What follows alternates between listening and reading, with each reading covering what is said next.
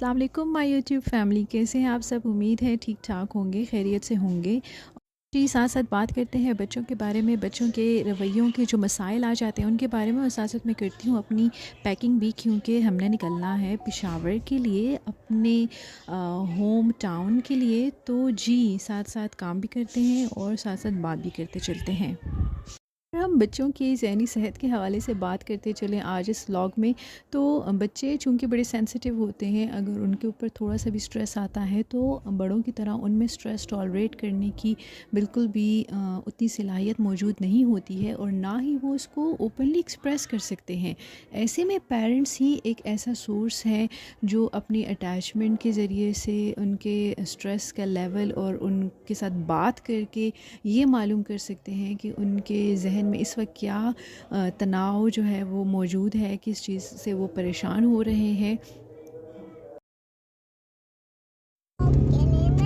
आप किधर जा रही हो? बस में। कहाँ? वो दादों के घर। दादू के घर किधर है? वो उधर सामने है ना, वो पेशावर में। पिशावर में है ना। पेरेंट्स और बच्चों के दरमियान पिशावर जितना वो में। गैप है कम होगा, उतने ही उनको कम मसाइल दरपेश होंगे।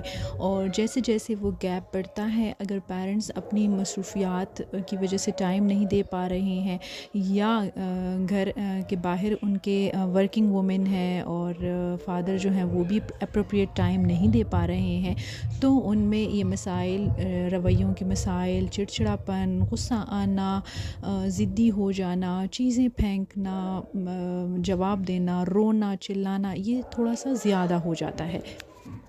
वो बच्चे जिनमें डिप्रेशन और एंजाइटी के केसेस जो पाए गए हैं, तो ऐसे बच्चों में जब उनके पेरेंट्स के साथ अटैचमेंट का लेवल और उनकी बॉन्डिंग देखी गई है तो वो काफ़ी वीक पाई गई है, और इसी वीक रिलेशनशिप की वजह से वो अपनी बातों को उस तरह से शेयर नहीं करते हैं। पेरेंट्स ये पता नहीं कर सकते हैं कि इस वक्त उनको ये डिप्रेशन या एंजाइटी किस वजह से हो रहा है। आया स्कूल में प्रॉब्लम है, उनके पेयर ग्रुप में उनके साथ कोई मसला आ रहा है, या घर में कोई इशू ऐसा है जिसकी वजह से वो डिस्टर्ब हो रहे हैं।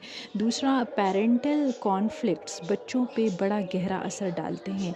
हम जो डिस्कशन अगर नेगेटिव साइड पे है, या कोई ऐसी बात है जो कि हम समझते हैं कि ये बड़ों के बीच की आपस की बात है, तो उनको आपस में ही डील कर लेना चाहिए, क्योंकि बच्चे की सेंसिटिव नेचर की वजह से वो कॉन्फ्लिक्ट उन पे मनफी असरात मुरतब करते हैं।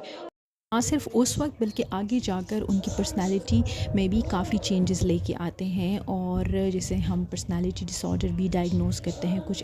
इसलिए बच्चों में कॉन्फिडेंस इंक्रीज़ करने के लिए, ताकि वो स्कूल में बेहतर परफॉर्म कर सकें, बेहतर तरीके से उनकी डेवलपमेंट हो सकें, उनको अप्रोप्रिएट टाइम दें, उनके साथ एक्टिविटीज़ डिस्कस करें, उनके साथ एक्टिविटीज़ करें, और घर पर उनके लिए माहौल जो है वो पुरसुकून बनाएं। अपने क्लैशेस को अपने तक रखें, ना कि आप उसमें बच्चों को इफ़ेक्ट करें, और बच्चों की परफॉर्मेंस, उनकी डेवलपमेंट, इन सब पे बड़ा मनफी असर पड़ता है, और इस असरात के नतीजे में बहुत सारे जहनी मसाइल, रवैयों के मसाइल सामने आ रहे हैं।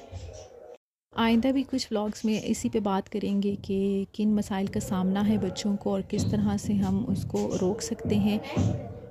कि अब थोड़ा सा हो जाए पेट पूजा, और फिर इंशाल्लाह नेक्स्ट व्लॉग में बात करेंगे कुछ ऐसे मसाइल पे। और अगर आप भी चाहते हैं कि बात की जाए किसी ऐसे टॉपिक पे, तो आप ज़रूर कमेंट्स में मेंशन कीजिएगा। ओके, तब तक के लिए अल्लाह हाफ़िज़।